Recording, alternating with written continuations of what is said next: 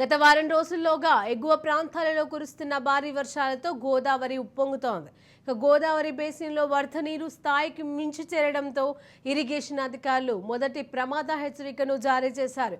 గోదావరి దిగువన రైతులు అప్రమత్తంగా ఉండాలని సూచించారు. ఎగువ వరద నీటితో గోదావరి ఉగ్రరూపం దాలుస్తోంది. సోమవారం ఉదయం నాటికి ధవళేశ్వరం బ్యారేజీ వద్ద వరద నీరు 11.75 అడుగుల ఎత్తుకు దాటడంతో మొదటి ప్రమాద హెచ్చరిక జారీ చేశారు. భద్రాచలం వద్ద కూడా వరద నీరు పెరుగుతూ ఉండటంతో రానున్న కొద్ది గంటల్లో ధవళేశ్వరం వద్ద కూడా గోదావరి రెండో ప్రమాద హెచ్చరిక స్థాయి దాటే అవకాశం ఉందని అధికారులు అంచనా వేస్తున్నారు.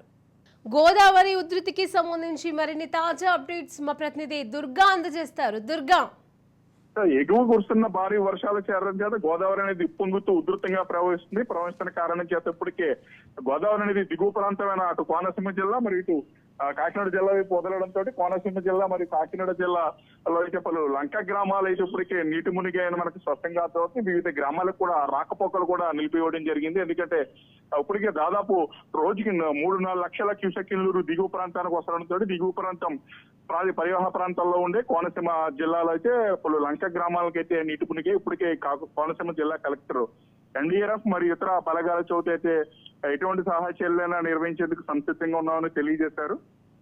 దానితో నిన్న గంటి పెదపూడి మండలాల్లో ఇటుగొట్టు తెగిపోవడంతో కేవలం పడవ మీద రవాణా వెళ్తున్న వాళ్ళని కూడా ఈ రోజు లంక గ్రామాలకి పడవ ప్రయాణాలు కూడా నిషేధించారు. ఎందుకంటే గోదావరి అనేది మొదటి ప్రమాద హెచ్చరిక, రెండో ప్రమాద హెచ్చరిక కూడా మరి కొన్ని గంటల్లో రిలీజ్ చేయడంతో అయితే ఈ గోదావరిలో ఎటువంటి వాగులు వంకలు ఉప్పొంగి ఏమైనా అవాంఛనీయ సంఘటనలు జరుగుతాయని చెప్పి ఇటు పడవల మీద ప్రయాణించే ప్రయాణాలు కూడా నిలుపుదల చేశారు. మరోవైపు ఇది వరద ఉధృత ప్రభావం అటు అల్లూరు సీతారామరాజు జిల్లా రంపచోడవరం నియోజకవర్గంలో ఉన్న పలు ప్రాంతాలపై కూడా గట్టిగా ప్రభావం చూపెడుతుందని చెప్పొచ్చు. విలీన మండలాల్లో అయితే 6 గ్రామాలకైతే రాకపోకలు కూడా నిలిపివేశారు. అలాగే ఛత్తీస్గఢ్, ఒరిస్సా, తెలంగాణ సరిహద్దు ప్రాంతాల్లో ఉండే రహదారిపై అయితే భారీగా వరద నీరు చేరుకోవడంతో అటు మారేడుమల్లి పరిసర ప్రాంతాల్లో వాహనాల రాకపోకలను నిలిపివేయడం జరిగింది. దీంట్లో వాహనదారులు, లారీ ఓనర్స్ ఇటు తీవ్ర ఇబ్బందులు పడుతున్నారని మనకు స్పష్టంగా తెలుస్తుంది. మరోవైపు రంపచోడవరం నియోజకవర్గంలో అటు శబరి నది కూడా ఉప్పొంగి